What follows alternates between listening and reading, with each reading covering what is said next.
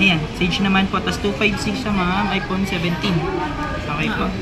2.5. Ito yung mama, yung Sage ah. Yun yung kulay. Yan. Kakaiba color niyan ma'am. Yes, unique po siya sa lahat.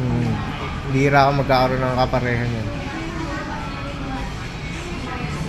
So, check na po natin yung unique. Kung may gas-gas yung likod, gilid, wala naman po ma'am. Check mo ma'am. Pa-check mo kayo ma'am. Gas po, ayan.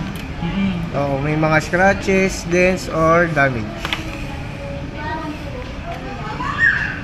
Okay naman ma'am, wala naman scratches. Double check ko rin ma'am. Medyo maigpit si Apple eh. Hindi ba kaya mo isa yun? Papubuhin natin, iba pa na yung segment na Hindi na kaya mo isa yun. Hindi na kaya mo isa. Hindi kaya kapubuhin natin. Ikaw, isang magkasi ko yan. Hihingin niya. Double check. Okay na po ma'am. Check mo rin. Kapag di ka marunong na eto sa'yo. Maganda naman siya. Pag graduate ka Okay naman. Wala naman, okay naman. Setup. Ma'am, set up na natin siya ha.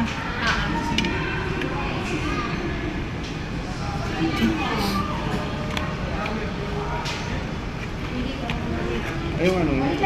Adapter sir, yun sir, meron tayo. Ay, hindi ko kasama. Pero hindi pwede sa installment sir eh. Sige, Oo. May dagdag sir pag installment.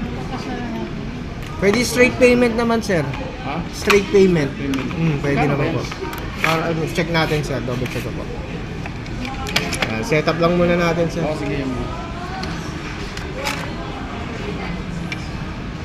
Alam ko sa cash, pag cash yun, nasa 900 na lang yun. Mas mura pag ano, cash. Philippines, nasa Philippines. Pero ba mag-setup yan? Naman, syempre. Naka-iPhone ako. Yago. Naka-iPhone. Connect natin sa wifi. Eh, no? Nilabas pa talaga.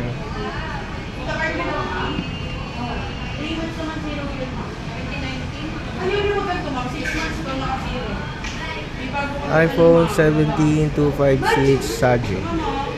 Sage. Sage. Oh, diba? Sage na, Sage pa.